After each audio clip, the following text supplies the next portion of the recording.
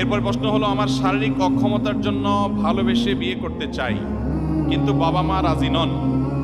তারা যার সাথে বিয়ে করাতে চায় তাদের আমি ভরসা করতে পারছি না। আমি কি বাবা মার অমতে বিয়ে করতে পারবো? সম্ভবত ভাই শারীরিকভাবে কোনো হয়তো তিনি বিকলাঙ্গ বা কোনো প্রকার মাজুর বা কোনো সমস্যা আছে, এই জন্য হয়তো তিনি সেরকম চিন্তা করছেন। যদি এরকম হয় তাহলে সেক্ষেত্রে বাবা মাকে আপনি বুঝিয়ে আপনার কথার পক্ষে আনার চেষ্টা করবেন। যদি আপনার বাবা মাকে সেটা আপনি করতে না পারেন, বোঝাতে না পারেন, অনেক বাবা মা আছে শুধু পয়সা ছাড়া আর কিচ্ছু চায় না। ছেলে চায় একটা দিনদার মেয়ে, মেয়ে চায় একটা দিনদার ছেলে, কিন্তু কপাল পড়া বাপ মা ভালো ছেলে মেয়ে পাওয়ার পরেও কদর করে না, বরং তারা চায় কি?